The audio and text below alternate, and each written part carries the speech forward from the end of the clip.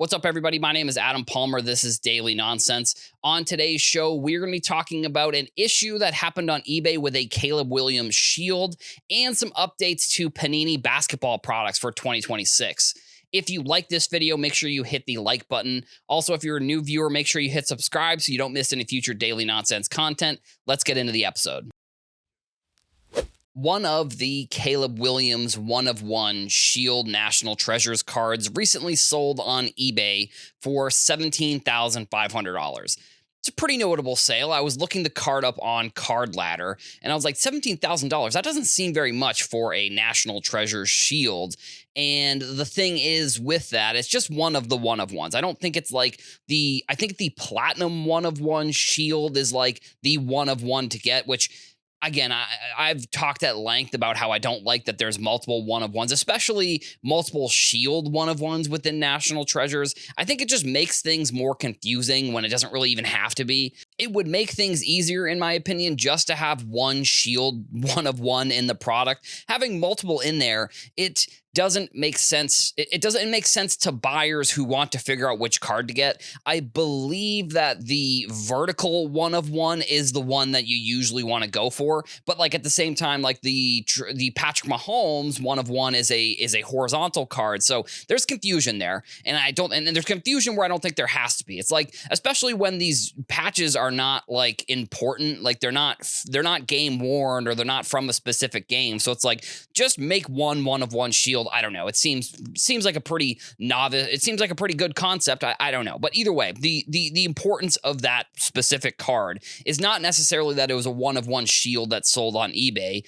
It was that it was the second time that card has sold since the product came out in early August. When I was looking up the pricing of that card to figure out, like, it's $17,000 didn't seem like a lot for a Caleb Williams one-of-one Shield. There was that, like, the horizontal one that I talked about, or the vertical one, sorry. That one sold for $29,000. And then I noticed that this same card sold back in August for $71,000.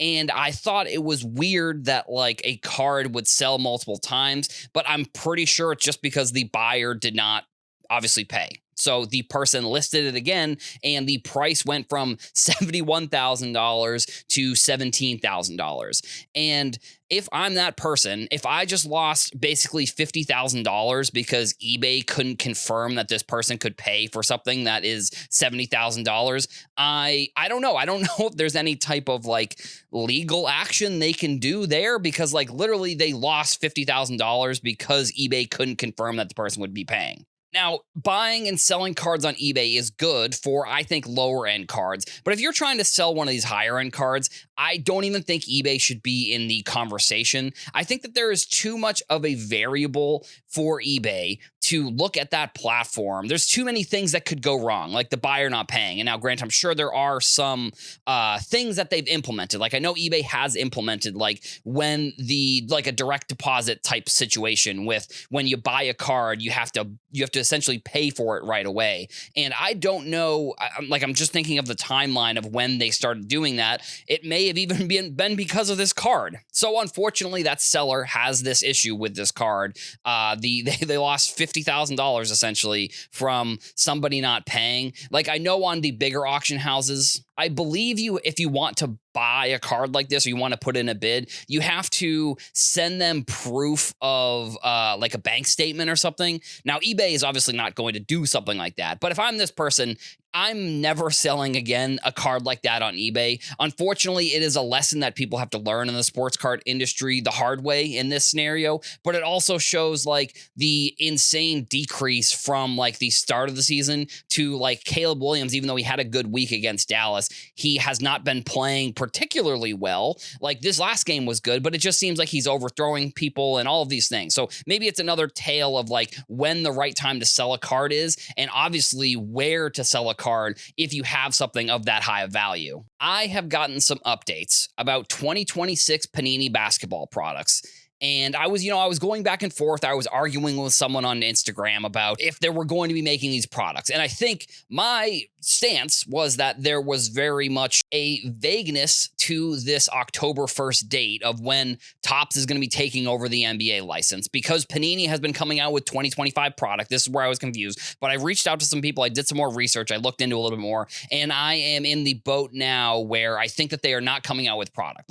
So when I was confused about if there was going to be a Topps Chrome Cooper Flag and a Panini Prism Cooper Flag, I don't think that there's going to be any Panini Prism Cooper Flag licensed cards. They may still come out with like unlicensed product, but I think that that's probably a different conversation to be had. But if that is the case, that they're not coming out with 2026 product, why have they not been coming out with this product all summer? Why have they not been coming? Like, they have the license, like they still have it, at least from my understanding. And October 1st is when it switches over, sure. But it's like, so the whole summer, why have they not been coming out with their 2025 product? If they knew that this was going to happen, I would have probably pushed back, or I would have pushed the release dates sooner for all my 2024 products, and then come out with like a whole set of their 2025, 2026 product in the summer leading up to when they're going to lose the license. So this is, in my opinion, it's still a little vague, and it's still like, I think that they're not going to come out with the product, but I wouldn't be surprised if they do. Now, they have come out with the Panini Instant cards, and I talked about this probably like last week, I think, where Cooper Flag not in any of the advertising. He does have these cards, though, because when I was looking on eBay, I saw a bunch of the sets where he does have cards. So I wonder what will happen with those cards, like, if for any reason people think that those Panini cards are going to be potentially more valuable than some of the Topps cards, similar to like the Topps now with like, we know the print runs of all of those cards, I believe, with Panini Instant. They're the early Cooper Flag cards versus like the new Topps Cooper Flag cards. I wonder if people are going to look at those and say that they maybe potentially want the licensed early Panini cards for Cooper Flag. I think there is a conversation to be had there, just from the sense that, like, when we look back at certain sets, like in the 80s and 90s and 2000s, I think some of these sets that we didn't expect to be the ones that people want to collect are the ones that people like. The more and more we're seeing more sets from both Panini and Topps, the more I am trying to figure out what are the cards that people are going to want to collect in the future versus like, what are they collecting right now?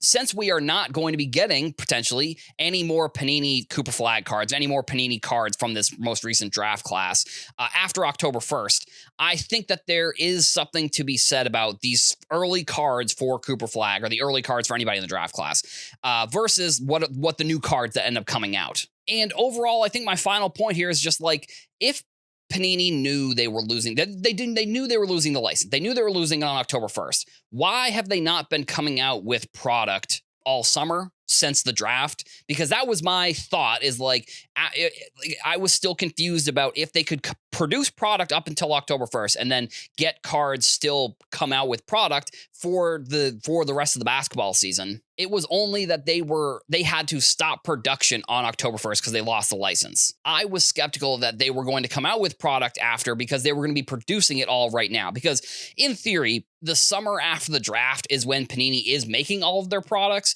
So like, I've talked to people and they have not shipped out any of the 2025 product to any stores. So there probably isn't any product. But I think at the same time, and then I look at it and say, well, why wasn't Panini making these cards and shipping them out much sooner? It doesn't really make a lot of sense to me why they wouldn't do that. I guess maybe Panini looked at it and said, we have to completely move on from basketball and we're going to move on to some other set. That's really the only thing I can think that they're trying to do here. Like, move on to football, move on to, they've got soccer coming up, they've got the World Cup. So they decided that basketball, they were not even going to attempt to come out with any product. They were going to come out with Panini Instant cards up until that October 1st date. That's really the only thing I can think of why they wouldn't be front loading these products and coming out with them over the summer up until they lose the license. That's all we've got for the show today. Make sure you leave a comment. Let us know what you thought about today's topics. Also, come back here to the Sports Card Nonsense YouTube channel every day for more daily nonsense. Thank you all for watching, and I'll see you in the next one.